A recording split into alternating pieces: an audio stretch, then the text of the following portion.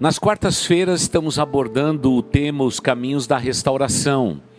E o motivo pelo qual nós, pastores, estamos fazendo isto no culto de meio de semana é porque nós faríamos de qualquer forma, já para começar a trabalhar com a nossa igreja, celebrando a restauração no segundo semestre desse ano. Mas o que aconteceu é que fomos atropelados aí por esse período de pandemia, mas decidimos então fomentar no coração da igreja o desejo desse tipo de restauração que tanto necessitamos em nossas vidas. E o tema que nos foi dado hoje para mim e para o pastor Kleber é a questão da negação. Sempre quando alguém tem um problema emocional, sempre quando alguém tem um problema de ordem espiritual, quando alguém tem um problema relacional com qualquer pessoa, a primeira coisa que fazemos é a negação. Até mesmo, eu acho que o pastor Kleber vai concordar comigo, até mesmo quando a morte se avizinha de nós, muitas vezes a negação é uma forma de autodefesa. Então, nós queremos entrar um pouquinho na intimidade do seu coração, meu irmão, minha irmã, e descobrir se você emocionalmente é uma pessoa saudável. Ser saudável num tempo como este é um desafio muito grande. Temos que ter muito equilíbrio, temos que ter muita sobriedade, precisamos de muito de Deus na nossa vida, precisamos ser pessoas humildes, extremamente abertas e coerentes para mantermos emocionalmente as nossas emoções debaixo de um crivo de estabilidade. Infelizmente, o que acontece nos dias de hoje, as pessoas não estão bem, as pessoas estão em sofrimento, as pessoas emocionalmente elas estão completamente abaladas, mas a primeira coisa que elas fazem é a questão da negação. Elas negam a condição delas, porque muitas vezes, no nosso caso, dentro de uma igreja, nós temos que parecer aos olhos dos outros pessoas extremamente saudáveis. Lembrando a todos vocês que Jesus Cristo disse que Ele não veio para os sãos, Ele veio para os doentes. E aqui dentro da nossa igreja, nós estamos adoentados, precisando demais da cura que vem das mãos bondosas do nosso Deus. Por isso, nós queremos convidar todos vocês para que possamos passar quartas-feiras juntos, para desfrutarmos desse sentimento, falando a respeito da nossa vida emocional.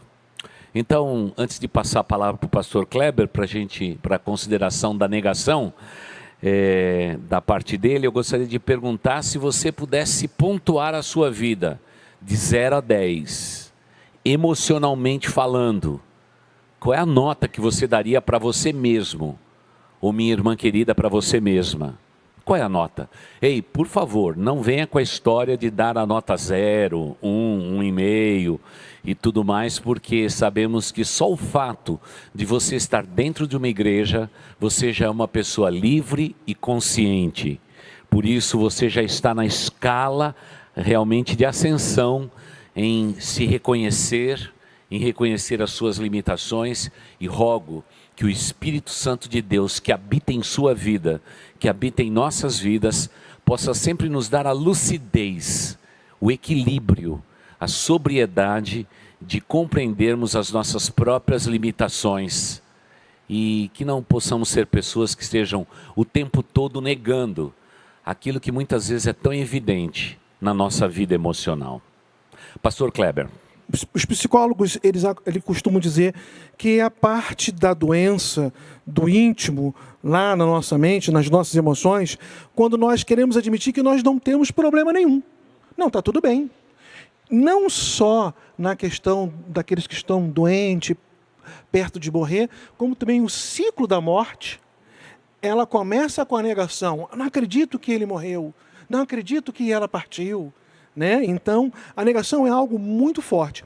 Quando nós olhamos para a palavra de Deus, lá em Gênesis capítulo 13, eu até anotei aqui, de 11 a 13, é o momento então que Deus vai conversar com um casal, Adão e a sua esposa, Eva, e ele pergunta assim: Adão, onde você está? E tal, E aí Deus começa a conversar com ele e fala assim: quem disse que você estava nu? Foi você comeu do fruto da árvore da qual lhe proibi comer? Disse o homem: foi a mulher que me deste por companheira e que me deu do fruto da árvore e eu comi. O Senhor Deus perguntou então à mulher: que foi que você fez? Respondeu a mulher: a serpente me enganou e eu comi. Então, nenhum dos dois eles chegaram de fato e admitiram assim: não, olha, eu cometi um erro, aquilo que o Senhor fez, eu me rebelei, eu desobedeci e fiz exatamente o contrário daquilo que o Senhor determinou.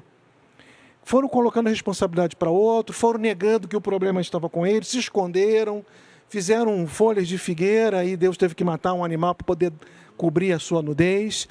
Então é algo que as pessoas, elas não querem admitir os seus erros, pastor. Nosso, é né? intrínseco. É do ser humano, exatamente. Né? É do ser humano. E olha, eu gostaria de pedir agora a sugestão, o pastor Kleber acabou falando de Gênesis, eu quero pedir para o pessoal da mídia para colocar para nós aí Jeremias 6,14. Tá bom? Eu vou pedir para que eles coloquem, mesmo que seja um pouquinho depois, irmãos, tá? Porque aqui não tem nada combinado, aqui é um bate-papo, tá bom? Mas eles vão colocar Jeremias 6,14, que diz assim, olha, outro texto inacreditável na Bíblia. E diz assim: eles tratam da ferida do meu povo como se não fosse grave. Paz, paz, dizem, quando não há paz alguma.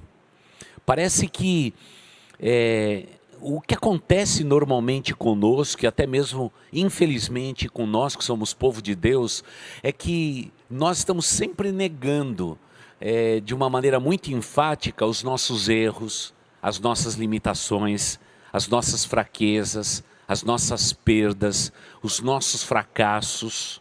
É muito difícil tudo isso. Parece que a gente já nasce com essa síndrome de Adão e Eva, não é? O pecado já está embutido na gente de uma maneira que faz com que nós estejamos sempre negando. Olha, dentro do lar, não é? Quantas vezes uma mãe diz assim: quem foi que quebrou esse vaso? Você olha para 5 crianças bonitinhas sentadas no sofá, elas dizendo: não fui eu, não fui eu, não fui eu, não fui eu. É alguma coisa mágica que aconteceu naquela casa. De repente o marido esquece da data do aniversário da sogra. E a esposa olha para ele e diz assim: como você pôde esquecer desta data?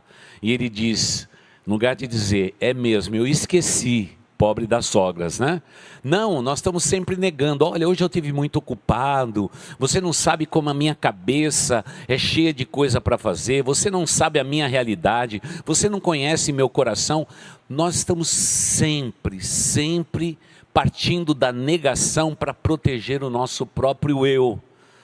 Na faculdade, um dos nossos jovens, para ser aceito no meio, naquela classe, muitas vezes ele sublima até a fé e a convicção que eles têm, porque estamos sempre negando aquilo que nós somos. E eu quero dizer com isso, querida igreja, que a negação é um problema muito sério. Esse sistema de valores que a gente cria na nossa mente como autodefesa, ela é extremamente perigosa.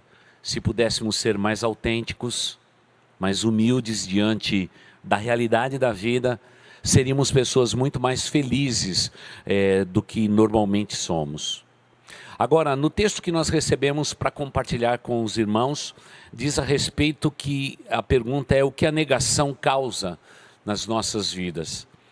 E a primeira coisa que a gente vê muito latente quando alguém quer negar, a gente vê que a pessoa está sendo egoísta.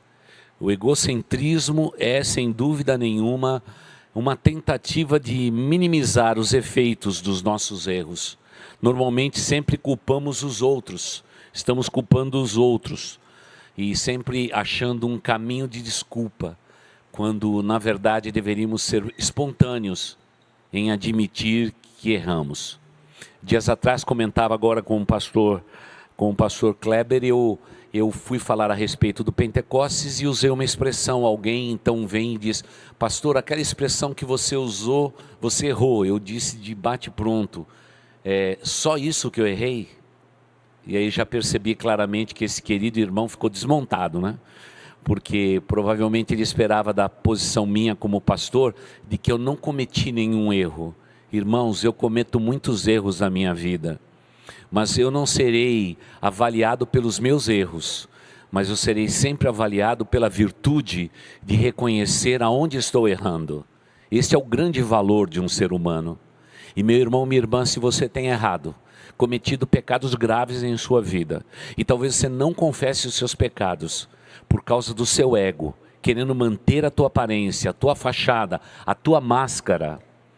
Deixa eu dizer uma coisa para você, uma das coisas que existe mais valorosas no mundo é aquilo que a humanidade está perdendo. A sinceridade de admitir os seus próprios erros, baseado numa loucura do nosso ego, para que nós possamos passar uma imagem que ela não é verdadeira.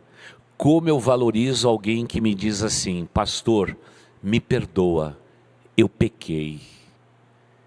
E talvez a pessoa até diga assim: pastor, o senhor nunca vai me olhar do mesmo modo. Eu vou dizer: claro que não, eu vou olhar para você com mais admiração, porque é muito bonito quando a gente percebe que um ser humano, no uso de tudo aquilo que ele admite o virtuosismo de um erro cometido e o desejo incessante de querer se recuperar desse seu fracasso, desse seu erro. Por isso, meu irmão, minha irmã, lembre-se que estamos dentro de uma igreja para que Deus possa nos curar pelo seu Espírito Santo. Não estamos aqui para nos esconder na nuca de ninguém. Por favor, não cometa esse erro. Pastor Kleber, você ao longo do seu ministério pelas igrejas, quando você passou, já encontrou muita gente egocêntrica?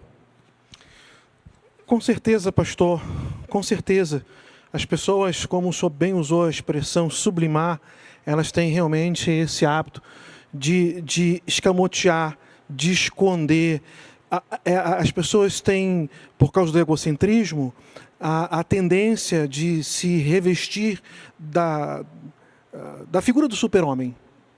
Não, eu não erro, eu consigo, eu sou forte. Até do supercrente, né, até pastor? Do supercrente. Supercrente, o cara poderoso. Sou poderoso, e não peco, não erro. E esse é um problema muito sério.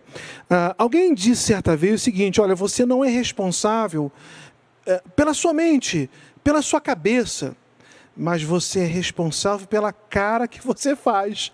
Qual é a cara que você está fazendo frente aos problemas da vida? Por exemplo, nós estamos com este momento de pandemia. E ela veio... Não vamos entrar na questão, o nosso assunto hoje aqui não é política, nós estamos falando sobre negação, sobre caminhos da restauração. Então, muitas pessoas, elas foram afetadas. Elas foram afetadas na primeira onda, que foi a doença em si. Muitos perderam os seus parentes, estão entristecidos, estão enlutados. Muitos se afetaram emocionalmente. Elas estão com uma ansiedade muito grande, pastor, talvez já entrando num estágio de depressiva, mas quando oferecemos ajuda, ela, provavelmente por essa questão até um tanto quanto egoísta, diz: não, está tudo bem, eu estou bem, eu vou conseguir sair sozinho, quando na verdade essa pessoa precisa de ajuda, ela precisa que alguém esteja com ela, e é claro, do poder transformador e restaurador do nosso Senhor Jesus Cristo. Mas quando nós entramos, pastor Wagner, na questão da segunda onda, quantas pessoas que estão desempregadas, quantas pessoas que nunca precisaram de uma cesta básica e se sentem envergonhados, quando na verdade não deveriam se sentir envergonhados? É o momento, sairemos dessa, venceremos no nome de Jesus. Quantos empresários que perderam os seus negócios, estão assim, aparentemente quebrados, mas eu quero dizer para você, meu querido irmão, que tudo isso vai passar. Isso não é um jargão, não é um clichê, mas é a confiança no poder restaurador do Senhor Jesus Cristo. Então não entre em negação dizendo assim: não, olha, está tudo bem, eu não estou com problema, eu não estou ferido, eu não estou entristecido. Reconheça isso, admita isso, e se tiver alguma coisa que você tem que pedir perdão, peça perdão em nome de Jesus e você será restaurado. Eu vejo assim, pastor Wagner. É por aí mesmo. Eu vou pedir para que o pessoal da mídia coloque mais um versículozinho para que você possa fazer a sua anotação. Dessa vez em 1 João 1,8. Estes jamais conhecidos mais conhecido. Se afirmamos que estamos sem pecado, enganamo-nos a nós mesmos e a verdade não está em nós. Então, mais um versículo para você anotar. Primeira epístola de João, capítulo 1, verso 8. Não é? Somos pecadores, irmãos. Quantas vezes a gente não admite que estamos passando por dificuldades? E até mesmo no nosso linguajar, no diário, pastor Kleber, alguém sempre diz assim: como é que você vai? A pessoa, a primeira coisa que ela diz é: vou bem. Não é? Vou bem. Nós estamos negando. Por quê? Baseado no nosso ego. Nós não queremos aparentar para os outros que estamos em dificuldades. E é tão importante que, se pudéssemos usar dessa sinceridade para dizer para o nosso cônjuge, para o nosso filho, para a nossa filha, para o nosso amigo, para o nosso irmão em Cristo, para o nosso vizinho de porta: olha, a maneira com que você me tratou doeu no meu coração. Como seríamos pessoas mais sadias em todos os níveis. Mas há um outro efeito da negação, das pessoas negarem as suas realidades, que é um ato de desonestidade com eles mesmos. Damos desculpas sobre o nosso comportamento para nós mesmos e também para os outros. Sempre quando cometamos um erro, o erro não foi voluntariamente nosso. É alguém que fez alguma coisa errada conosco, não é? É alguém que cometeu algo contra mim. Muitas vezes eu fiz isso tudo, eu estou me sentindo assim, mas eu estou sempre negando, e para isso eu uso sempre da desonestidade. Vai mais um versículo antes da palavra do pastor Kleber, este jamais conhecido ainda, João 8,32. O texto de João 8,32 diz: e conhecerão a verdade, e a verdade vos libertará. Irmãos, nós estamos dentro de uma igreja para sermos pessoas melhores, não piores. Nós estamos dentro de uma igreja não para sermos perfeitos, mas para reconhecer as nossas imperfeições. Igreja é um lugar onde a gente não está discutindo a perfeição. Nós estamos dizendo o seguinte: o quanto eu sou imperfeito e eu preciso da ajuda de Deus para suplantar a minha própria limitação. Porque por nós mesmos nós não conseguimos suplantar.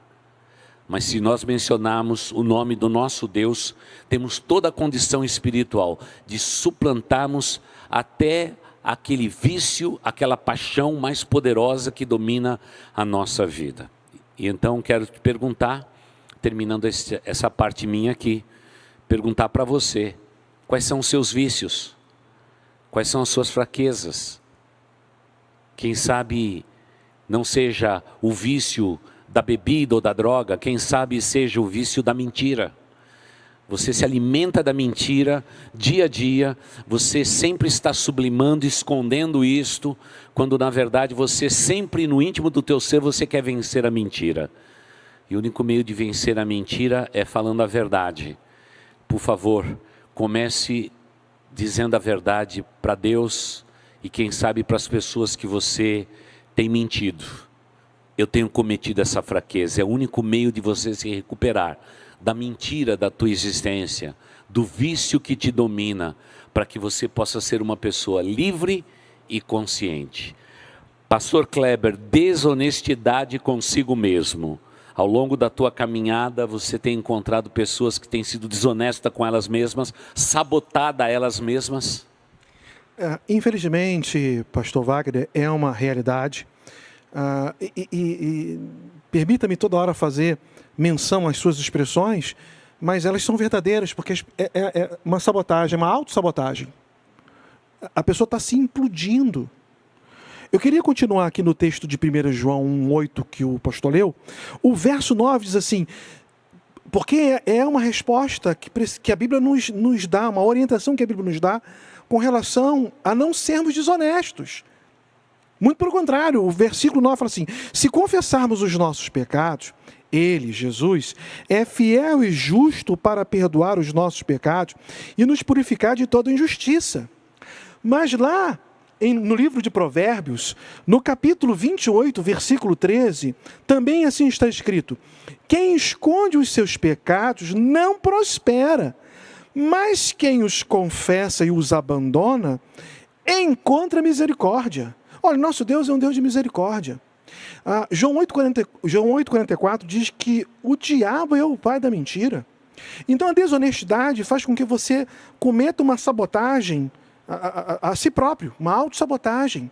Isso vai comendo a sua vida espiritual, o seu relacionamento com Deus, vai te distanciando e você fica com aquela falsa ilusão e com aquela falsa premissa que diz assim, não, eu consigo, eu vou sair dessa, não, eu tenho forças, quando na verdade você não tem. A analogia é aquela da mosca na teia de aranha. Todos já presenciaram este fato. Quanto mais a mosca tenta sair da teia de aranha, mais ela se enrola na teia e acaba sendo uma presa mais fácil para a própria aranha. Tem tem menos trabalho em capturar aquela mosca, porque ela se enrolou de tal maneira, porque tentou sair com as suas próprias forças. Assim somos nós, quando nós somos desonestos conosco, quando nós somos desonestos com o Senhor. Pastor Wagner, todas as vezes que eu aconselhei a um casal, uma família, a um crente, que ele admitiu até o seu erro, né? E quando foi questão de adultério, tudo, pequei contra ela e tal. E eu digo com relação ao pecado o seguinte, meu irmão, quando você peca, a primeira pessoa que você é desonesta é com Deus. A primeira pessoa que você entristeceu foi Deus. Então você precisa admitir, este é o caminho da restauração. Sair da negação é admitir o seu erro, admitir a sua, corrigir a sua rota em Cristo Jesus, e você com certeza sairá vitorioso, restaurado, porque é tudo isso que nós queremos, o que Deus quer, o que a igreja quer e o que o seu pastor quer.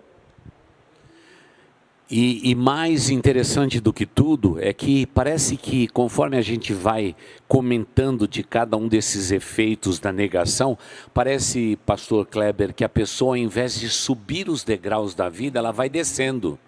Ela vai descendo. O próximo degrau, nas nossas anotações, é a questão do isolamento, irmãos. Quanto mais eu nego a realidade da minha vida, os meus sentimentos, quanto mais eu vou autossabotando a minha imagem através da negação, sempre transferindo para os outros os erros, sempre dizendo que isto está me acontecendo porque tudo isso aconteceu na minha vida, quando nós não colocamos nós mesmos como sendo as pessoas que causaram isto ou aquilo, nós partimos então para um degrau um pouco mais abaixo, que é o isolamento. Quantas pessoas solitárias, mesmo estando ao redor de dezenas de pessoas. Muitas vezes uma mulher com a casa cheia, ela ali, quem sabe, preparando a mesa e se sentindo solitária. Quantas vezes dois estão numa cama, bem próximos uns do outro, centímetros de distância, mas infelizmente o isolamento, a solidão é uma realidade na vida desta pessoa. Como é triste nós percebermos isto.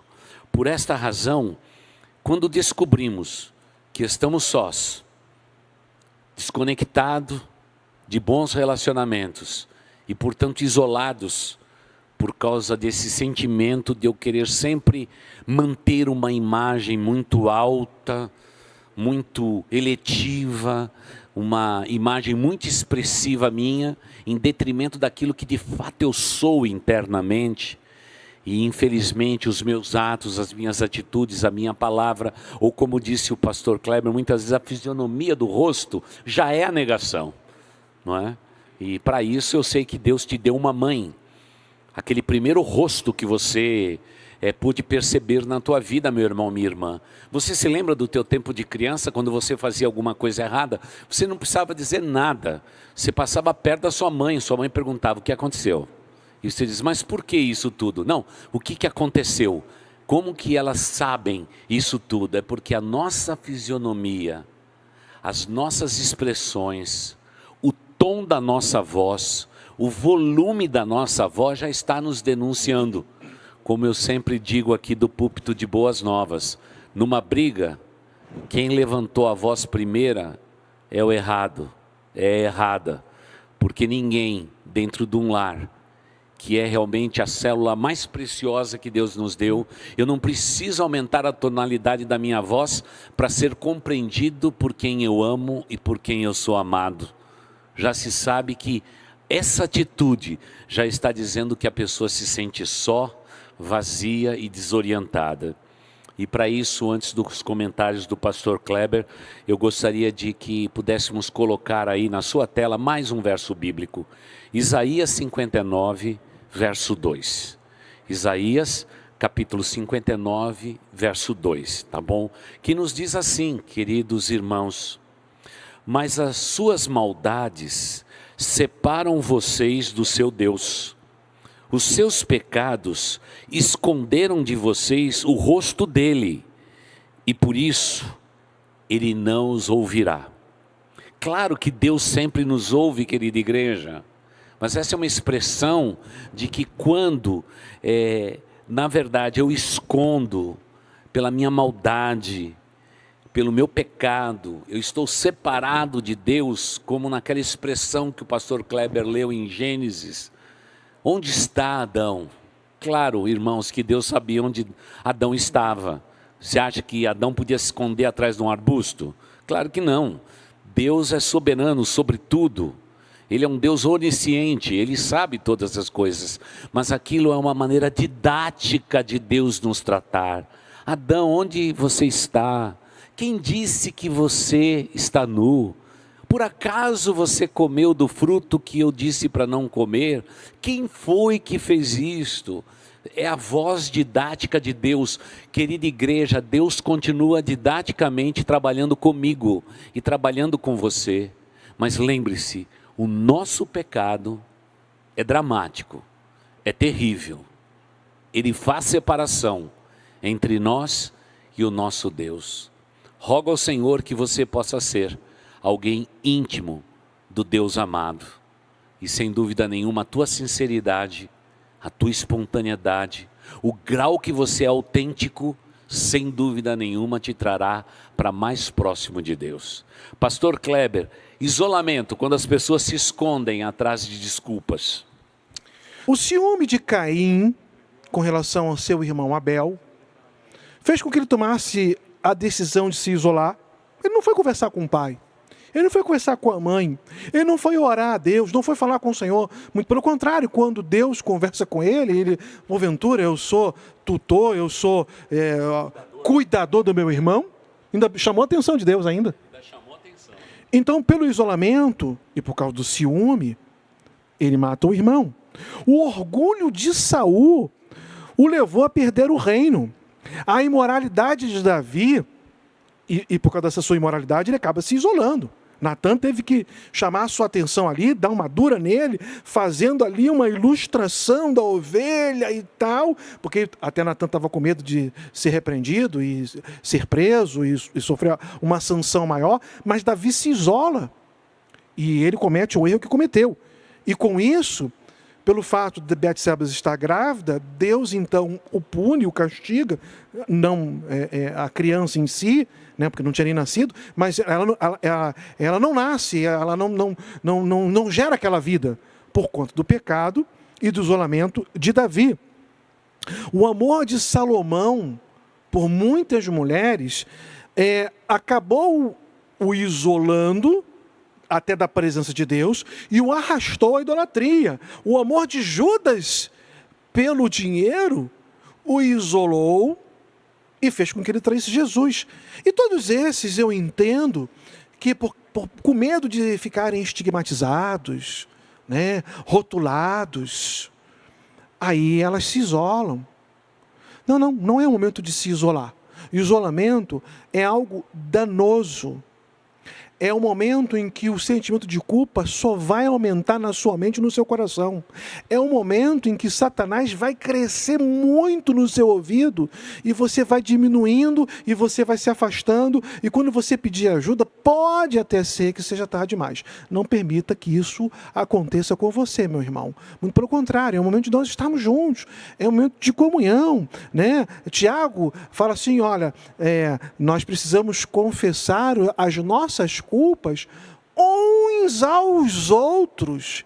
Às vezes a situação é uma situação de um mal-entendido com algum irmão, uma chateação, algo que está entristecendo o seu coração. É momento de conversar, é momento de pedir perdão, é momento de admitir a culpa, é momento de admitir o erro, é momento de você admitir que aquele dia você não estava bem e não se isolar, porque isso só vai lhe fazer mal, isso só vai lhe trazer muito prejuízo e, consequentemente, prejuízo para o reino de Deus que nós não queremos. E eu tenho no meu coração muito claro, em que, claro, há exceções sempre de tudo aquilo que a gente tenta generalizar aqui. Mas normalmente a mulher é mais aberta a compartilhar as suas lutas, os seus problemas, saindo do isolamento, falando com a mamãe, falando com uma amiga íntima, com alguém da igreja. Agora, pastor Kleber, gênero difícil dentro da igreja é o homem, né? O homem, para ele admitir que ele errou para um outro homem, para ele admitir que ele cometeu um erro, é um negócio grave, muito difícil de acontecer. Quero fazer um apelo aos meus irmãos queridos, como é importante que sejamos extremamente livres e conscientes, em saber que estamos todos juntos no mesmo barco. Muitas vezes dentro de uma igreja andamos por anos ao lado de uma pessoa, ela vive com um problema circunstancial, que muitas vezes se ele confessasse esse pecado numa pequena reunião, dizendo, olha, ora por mim porque eu tenho esse tipo de fraqueza, ele já teria suplantado muito isto. E quero também relembrar aos casais, por favor, quando temos um problema, precisamos compartilhar, precisamos abrir o nosso coração. O cônjuge é uma fonte de bênção para a sua vida. Não guarde isso no seu coração. Abra seu coração. Não fique preocupado com a tua reputação. Fique preocupado com o nome que está sobre sua cabeça, que é o nome do Senhor Jesus Cristo. Não se esqueça disto. É a nossa recomendação. Agora, há um degrau ainda mais quando nós partimos para a negação. É realmente um estado permanente de ansiedade. Há muitas pessoas que são ansiosas demais. São pessoas que muitas vezes, pelo que aconteceu no passado, não vivem o presente. E pior do que isto, temem também o futuro. Como é triste, como é limitado.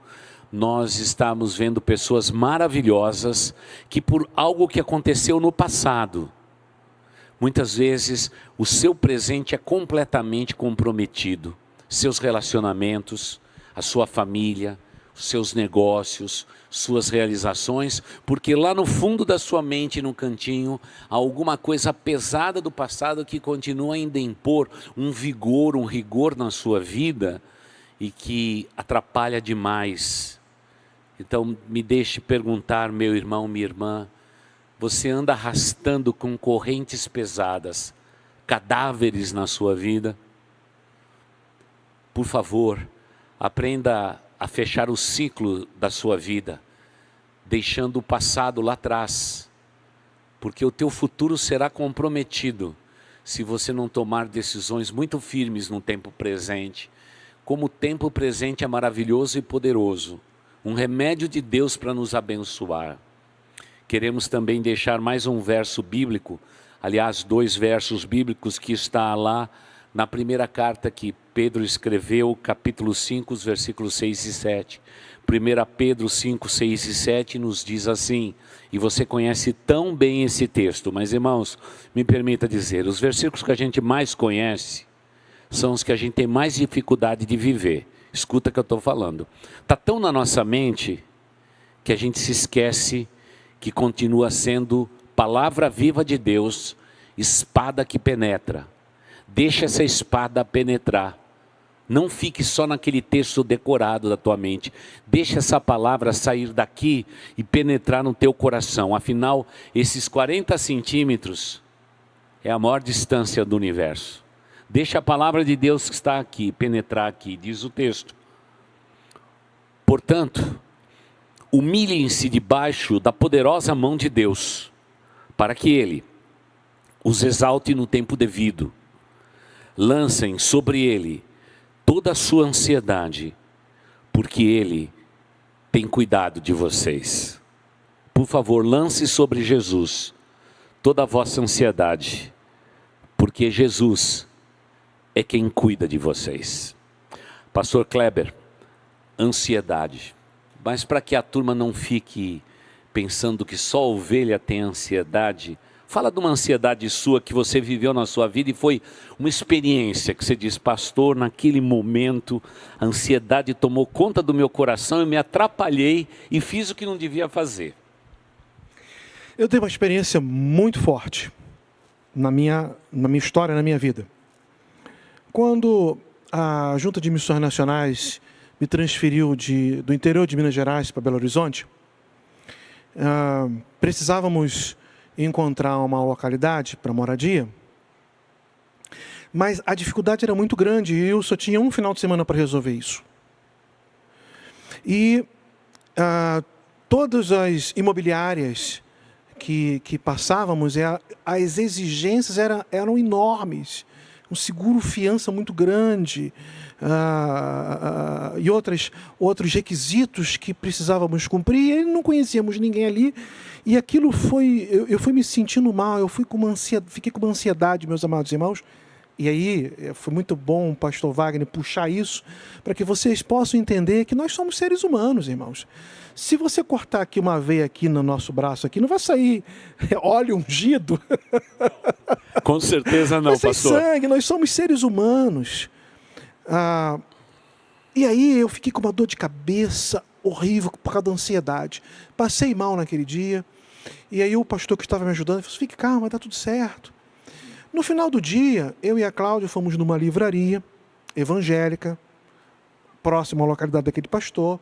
Disse, Cláudia, o pastor nos hospedou tão bem, vamos comprar um livro para ele, né? E naquela época estava ali Augusto Cury, mestre disso, mestre daquilo, ele estava com aquela coleção, identifiquei qual que ele não tinha, comprei.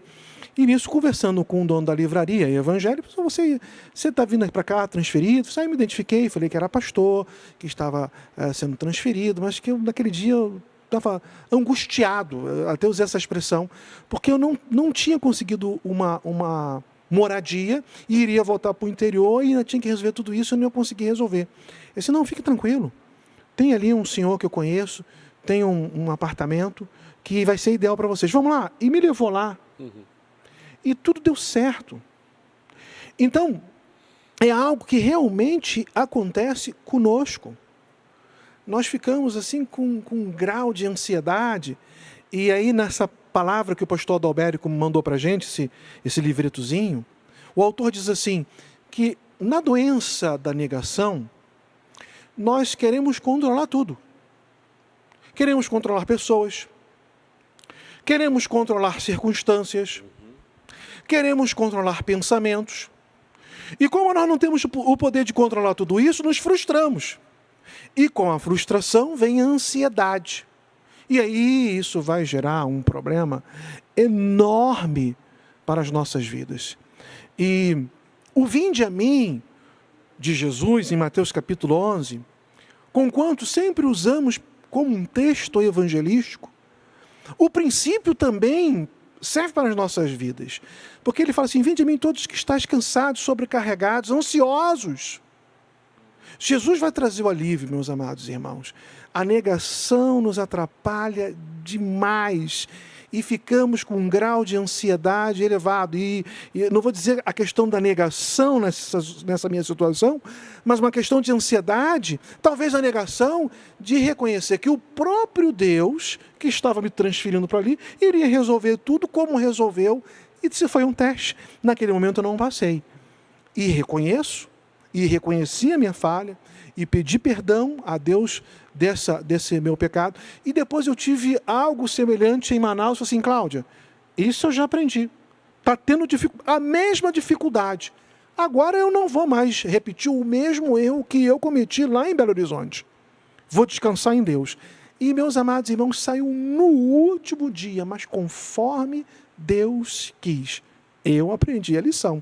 Então, precisamos admitir, né? Não podemos permitir que a ansiedade tome conta dos nossos corações. Estamos aí num momento de isolamento, num momento de quarentena, num momento de pandemia, como já falei anteriormente, perda de emprego, perda de salários ou perda de empresas.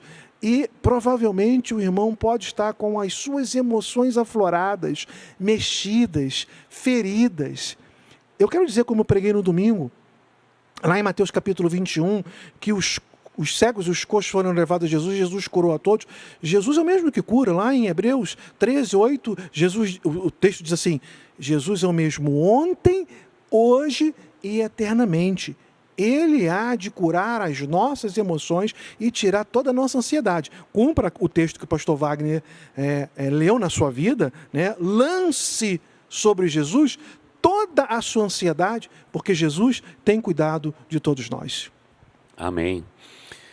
E eu quero também dizer para todos vocês que eu também tenho as minhas ansiedades, elas são as mais variadas, viu?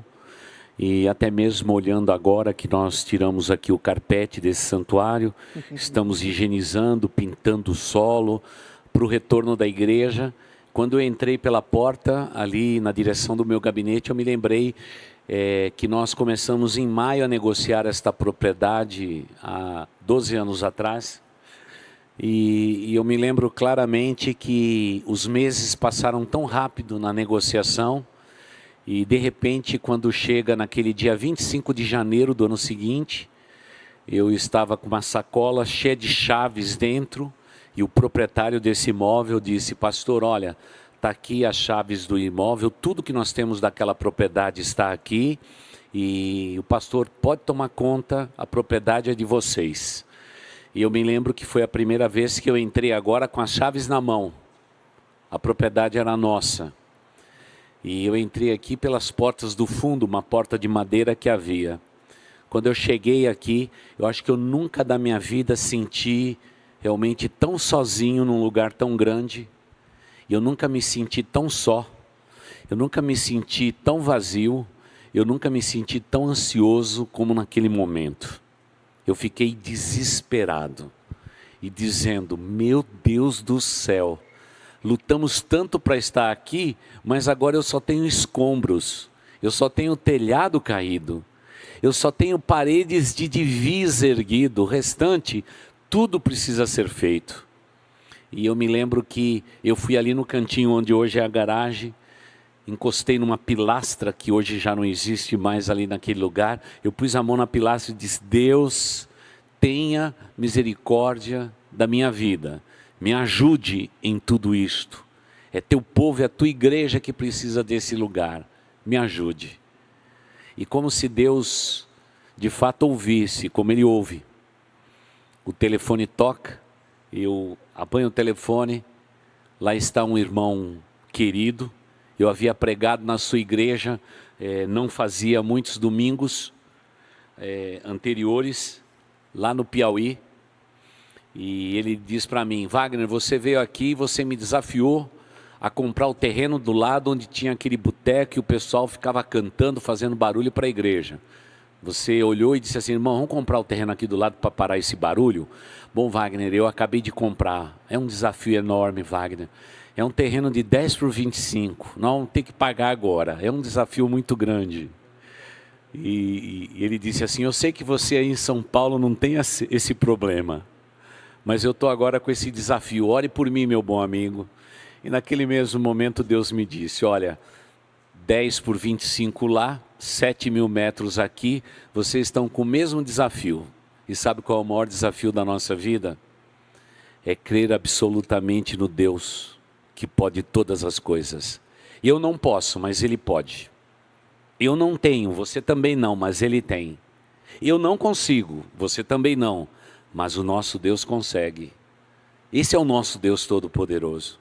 Por isso, nesse sistema que a gente cria na nossa mente, de estarmos negando tudo para nos autoproteger, e às vezes até proteger quem está ao nosso redor, parece que nós vamos tornando em vapor tudo aquilo que é mais sólido e mais firme da nossa vida. E nesse tempo de quarentena, muitas pessoas estão vendo as suas vidas evaporarem, suas finanças evaporarem, a sua estabilidade, tudo está virando névoa. Mas lembre-se, o seu Deus é o Deus da tua fé. Ele é o Senhor absoluto da tua existência.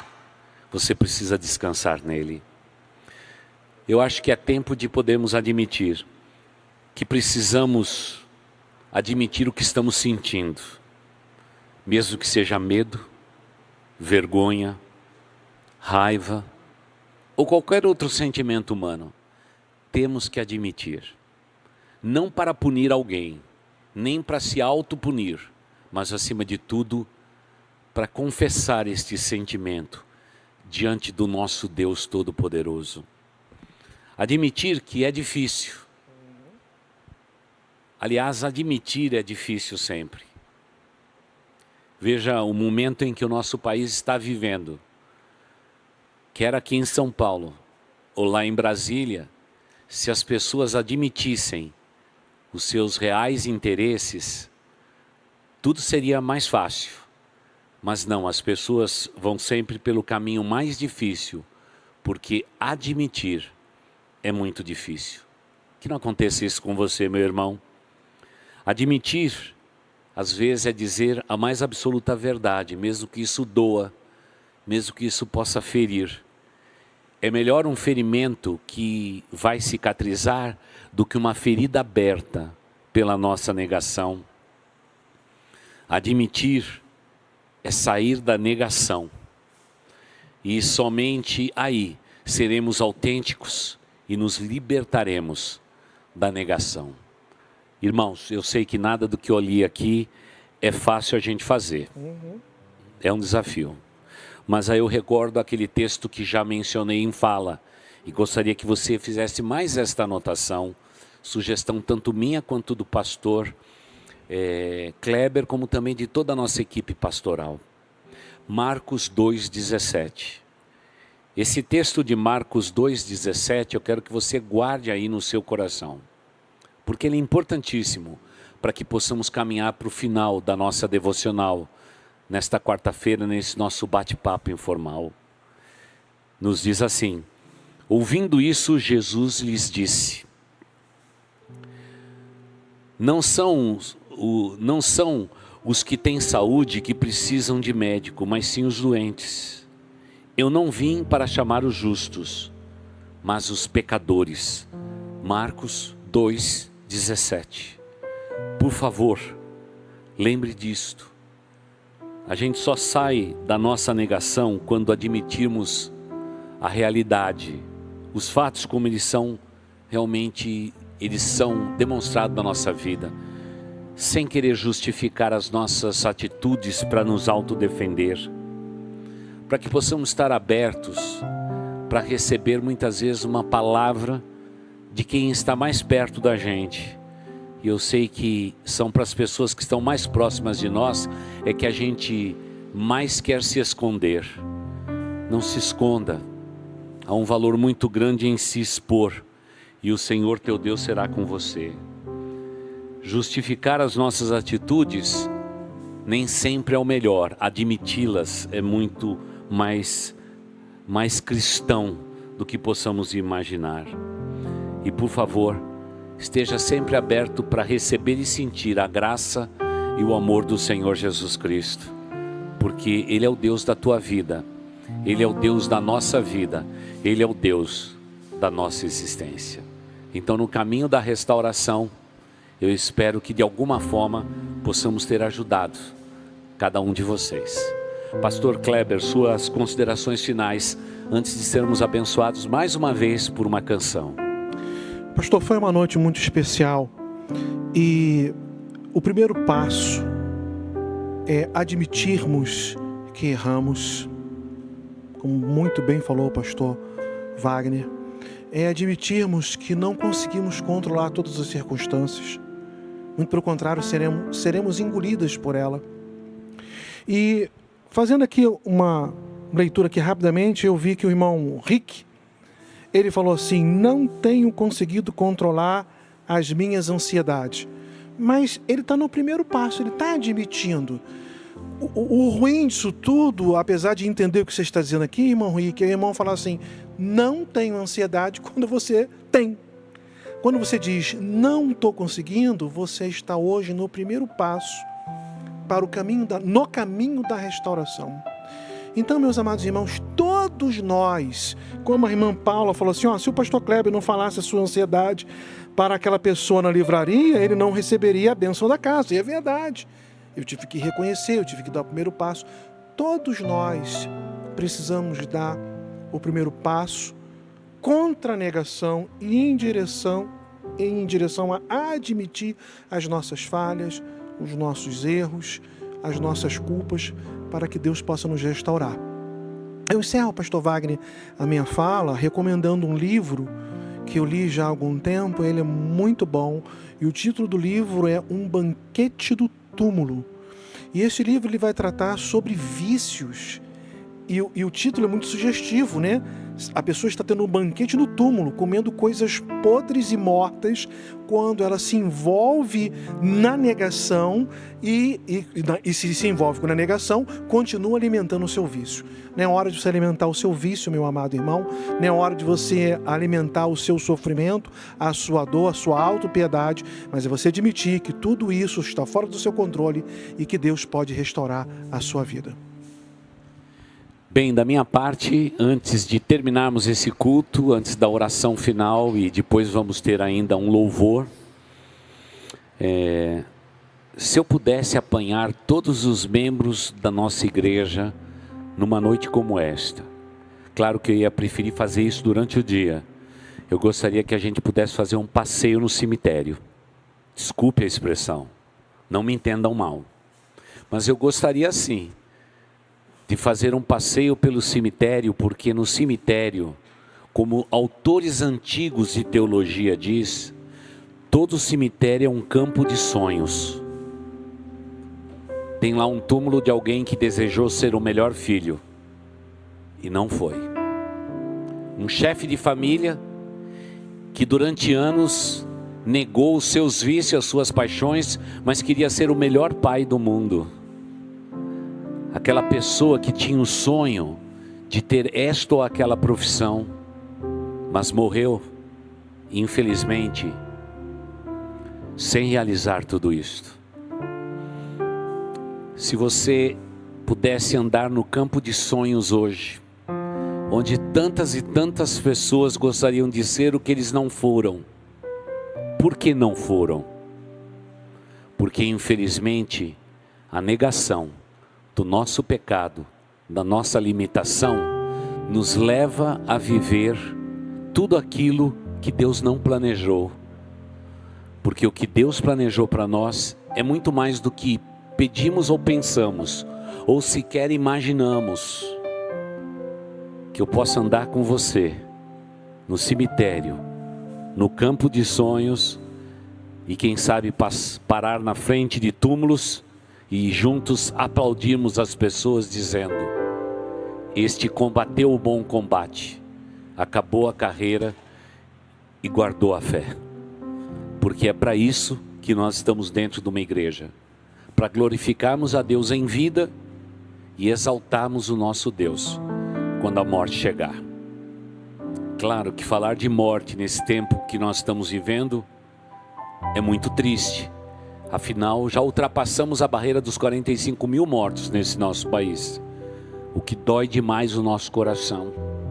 O que faz a nossa alma lacrimejar por dentro, irmãos. Quantas destas pessoas conheceram o Salvador?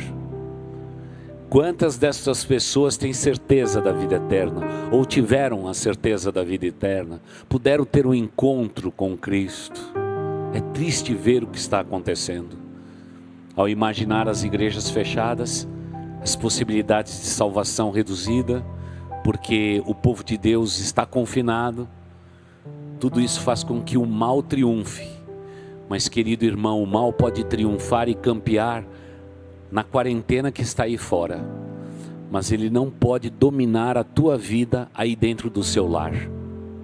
Não comece pela sua empresa, comece por você mesmo. Por você mesmo, minha irmã. Faça uma autoanálise. Hoje, antes de deitar, antes de reclinar a sua cabeça, converse, por favor, com o seu cônjuge. Abram seus corações.